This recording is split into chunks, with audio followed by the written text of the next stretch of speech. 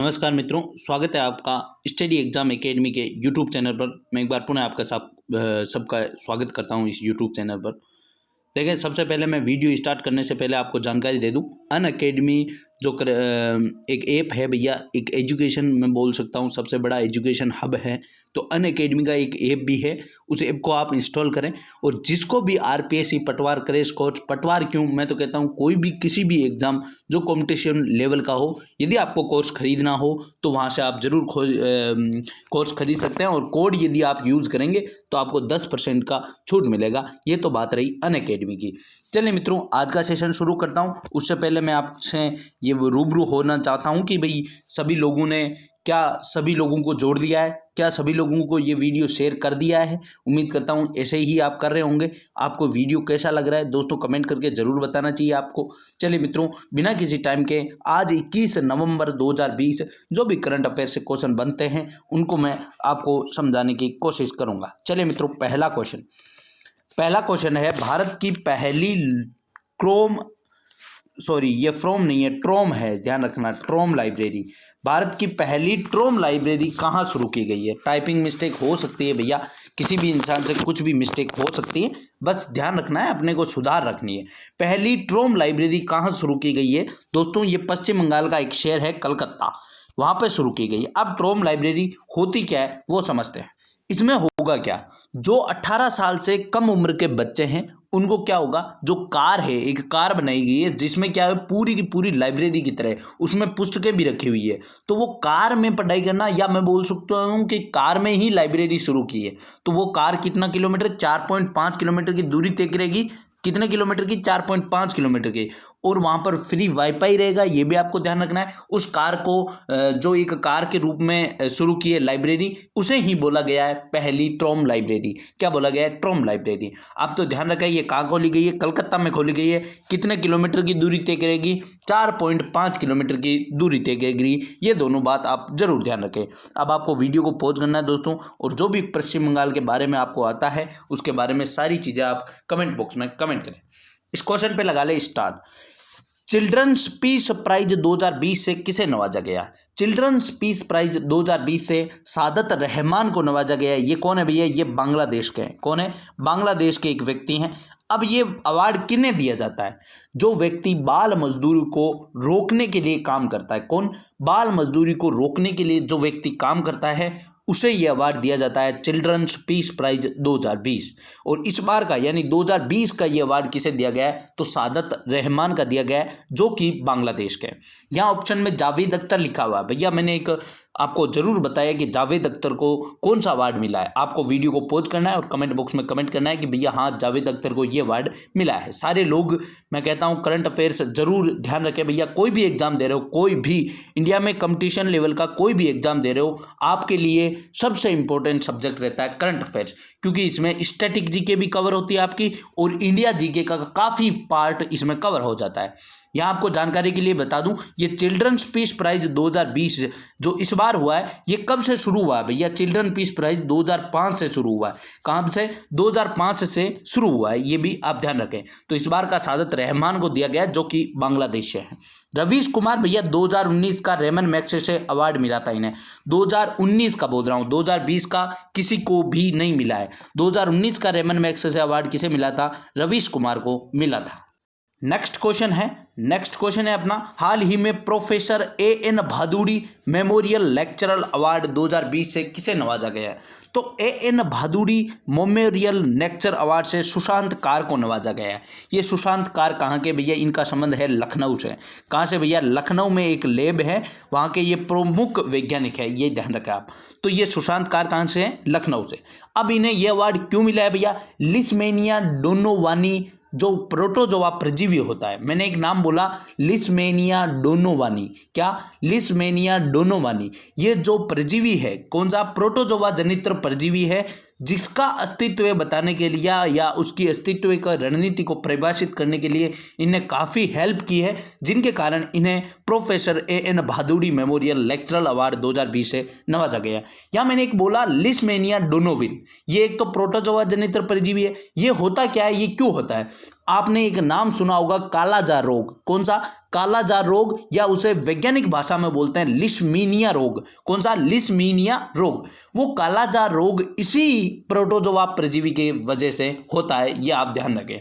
Question कैसे आते हैं रेलवे वालों दोस्तों को लिए मैं खास बात बता दूं। क्वेश्चन रेलवे में साइंस से इस प्रकार आते हैं कि कालाजार रोग किससे जनित है, तो आपको ध्यान रखना है प्रोटोजोआ से, और उस प्रोटोजोआ परजीवी का नाम भी जरूर याद रखें, लिशमेनिया डोनोवानी। ये भी आप ध्यान रखें। यहाँ आपका स्टैटिक जीके भी क्लियर हुआ और करंट जीके भी क्लियर हुआ।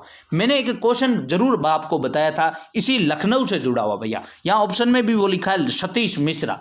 वीडियो को पॉज करें और सतीश मिश्रा को कौन सा अवार्ड मिला है आप जरूर बताएं।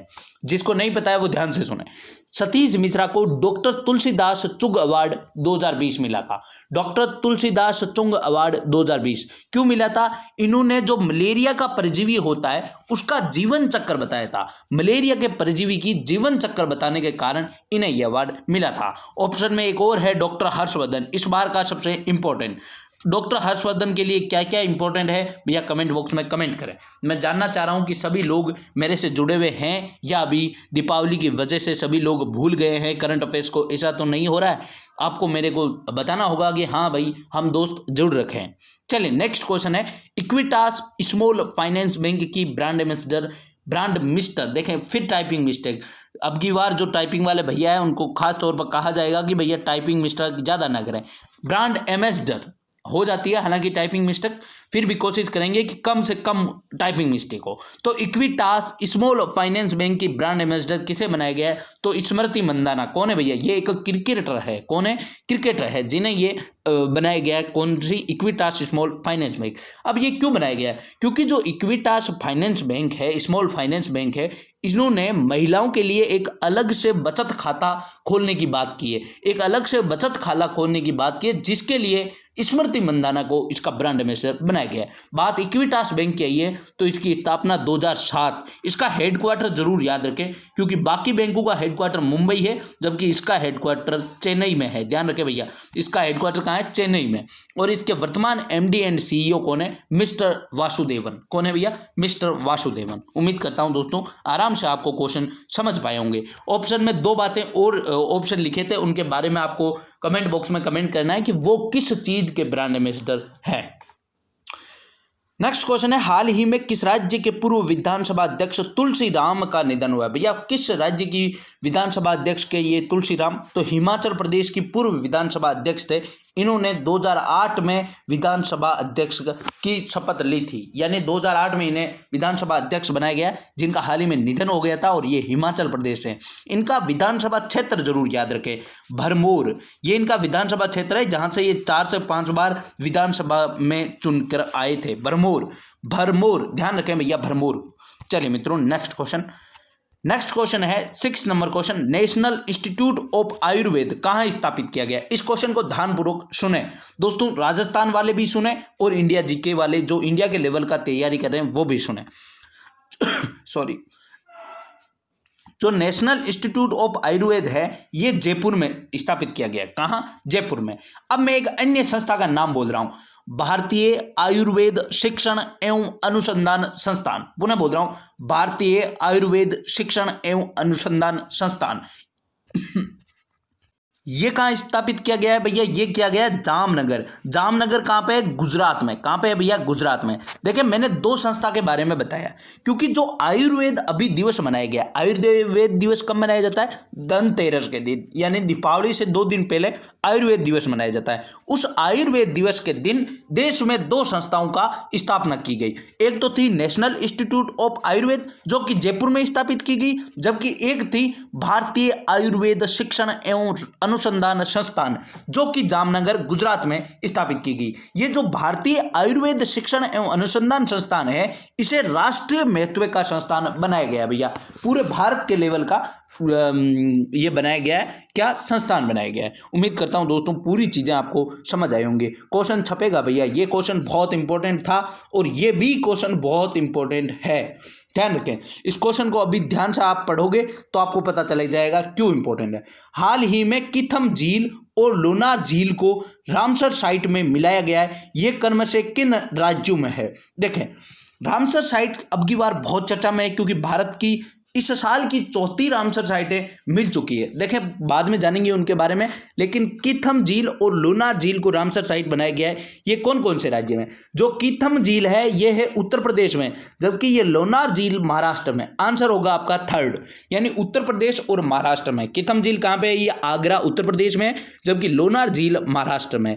कीथम झील का एक अन्य नाम है भैया, नाम याद रखें, सूर सरोवर। ये भी नाम आ सकता है, ध्यान रखें आप, सूर सरोवर। अब भारत में कुल कितनी रामसर साइटें यदि आपको पूछे तो 41 रामसर साइटें हैं, जबकि अभी 2 महीने पहले कितनी थी? 37। अब जो अन्य 4 मिली है वो आपके लिए इंपॉर्टेंट है। 38 नंबर की रामसर साइट थी भैया आसन वेटलैंड, कहाँ पे? उत्तराखंड में। 39 नंबर की थी कबरताल झील, कबरताल झील कहाँ पे? बिहार। 40 नंबर की थी कीथम झील, यूपी। 41 लोनार झील, महाराष्ट्र। 41 रामसर साइटें हैं भैया, ध्यान रख लें आप, ध्यानपूर्वक, ध्यान से ध्यान लगाएं ताकि आपको ये क्वेश्चन ध्यानपूर्वक याद हो जाए भैया, बहुत इंपॉर्टेंट क्वेश्चन था। चलिए नेक्स्ट क्वेश्चन है, हाल ही में क्षेत्रीय व्यापक आर्थिक साझेदारी यानी RCEP, क्या? RCEP जो क्षेत्रीय व्यापक आर्थिक साझेदारी में भारत ने शामिल होने से मना कर दिया है। यानी पहले भारत इसमें शामिल होने वाला था, लेकिन भारत ने इसमें शामिल होने से मना कर दिया है, इसलिए अब इसमें कुल कितने सदस्य रह चुके हैं? तो अब इसमें 15 सदस्य हैं। कितने सदस्य हैं भैया? 15 सदस्य हैं। ध्यान रखें, भारत ने इसमें मिलने से मना कर दिया है। अब समझते हैं ये क्षेत्रीय व्यापक आर्थिक साझेदारी है क्या? तो यह है फ्री ट्रेड एग्रीमेंट। क्या? Free trade agreement. यदि मैं हिंदी में आपको समझाना चाहूं तो मतलब किसी भी यदि वस्तु को अपन मंगाते हैं तो उस पर आयात शुल्क का 0 लगना, आयात शुल्क का 0 लगना फ्री ट्रेड एग्रीमेंट के तहत आता है। क्या भैया? आयात शुल्क का 0 लगना फ्री ट्रेड एग्रीमेंट के तहत आता है, जो कि इसका मतलब है। अब जो 15 सदस्य हैं वो यदि मैं बताना चाहूं तो आप जरूर याद रख लें, जिसको याद रखना है वो जरूर याद रखें, नोट करें। 10 तो आसियान देश, आसियान देश मैंने अभी बताया था 1-2 दिन पहले ही आसियान के बारे में। तो आसियान में कुल कितने देश है? 10 देश। तो आसियान कुल 10 देश।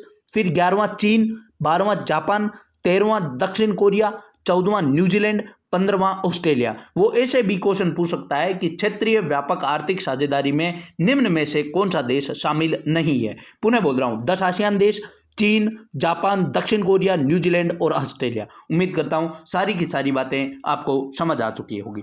चलिए मित्रों, नेक्स्ट क्वेश्चन है, सोनू सूद को किस राज्य का नायक या आइकन बनाया गया है? भैया सोनू सूद लिए लॉकडाउन में काफ़ी चर्चा में रहे, काफ़ी इन्होंने काम किया। जो माइग्रेशन के समय यानी जो लोग बाहर रह रहे हैं उनको अपने स्थान पर भेजने का काम किया था सोनू सूद ने, इसके कारण ये बहुत चर्चा में रहते। तो सोनू सूद को किस राज्य का नायक या आइकन बनाया गया है? तो इन्हें पंजाब का नायक या आइकन बनाया गया है। इनकी एक पुस्तक जरूर याद रखें, ये भी मैं क्वेश्चन करवाने वाला था लेकिन मैंने कहा कि साथ में ही करवा देता हूं। इसकी एक पुस्तक है आई एम नोट मसीहा, सीधा सीधा छपेगा। आई एम नोट मसीहा किसकी पुस्तक है? आई एम नोट मसीहा किसकी पुस्तक है? तो सोनू सूद की पुस्तक है, जिन्हें पंजाब राज्य का नायक या आइकन बनाया गया है। उम्मीद करता हूं सारी बातें समझ रहे होंगे आप और अपने नोटबुक में नोट भी कर रहे होंगे। चलिए नेक्स्ट क्वेश्चन, राष्ट्रीय प्रेस दिवस। राष्ट्रीय प्रेस दिवस 16 नवंबर को मनाया जाता है। कब मनाया जाता है भैया? 16 नवंबर को।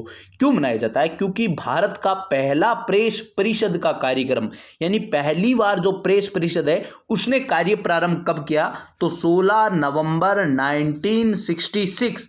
16 नवंबर 1966 को पहली बार भारत में प्रेस ने कार्य प्रारंभ किया था, जिसकी वजह से राष्ट्रीय प्रेस दिवस 16 नवंबर को मनाया जाता है।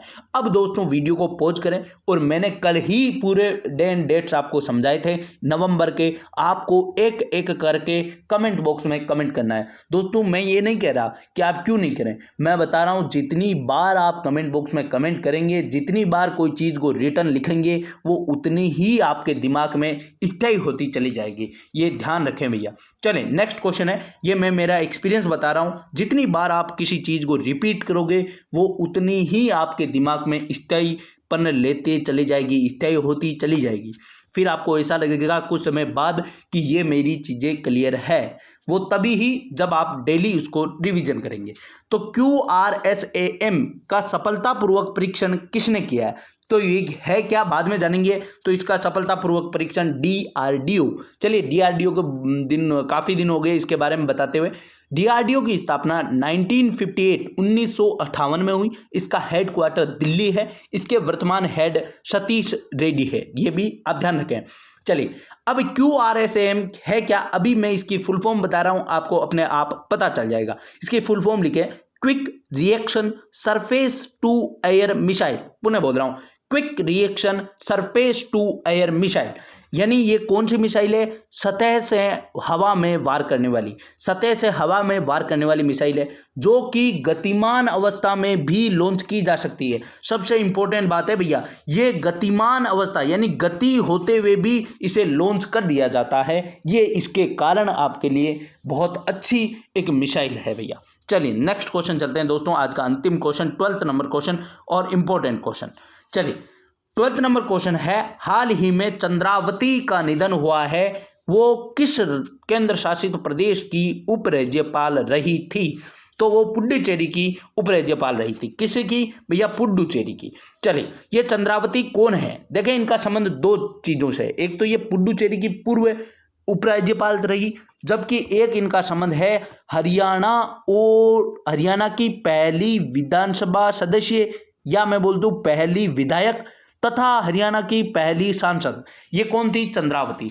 इनका संबंध किस राज्य से है, हरियाणा से। ये हरियाणा की पहली विधायक जबकि पहली सांसद, यानी पहली विधायक भी यही थी और पहली सांसद भी यही थी हरियाणा की, ध्यान रखें। और पुडुचेरी की उपराज्यपाल रह चुकी है। इनका निधन किस कारण हुआ, कोविड-19 की वजह से, कोविड-19 पॉजिटिव होने की वजह से इनका निधन हो चुका है। चलिए मित्रों, आज का सेशन यहीं समाप्त करता हूं। उम्मीद करता हूं 12 के 12 क्वेश्चन आपको समझ आए होंगे। जिसको भी अनअकैडमी पर कोर्स खरीदना है वो जरूर इस ऐप को डाउनलोड करें अपने प्ले स्टोर से, और उस पर ऐप पर आप अपना कोर्स खरीद सकते हैं। चलिए मित्रों, आज का सेशन यही समाप्त करता हूं। धन्यवाद। जो भी चीज़ आपको समझ नहीं आई है कमेंट बॉक्स में कमेंट करें, आपको दूसरे दिन इसका जरूर जवाब मिल जाएगा। यदि वीडियो अच्छा लगा तो लाइक करें और अपने दोस्तों में ज़्यादा से ज़्यादा शेयर करें।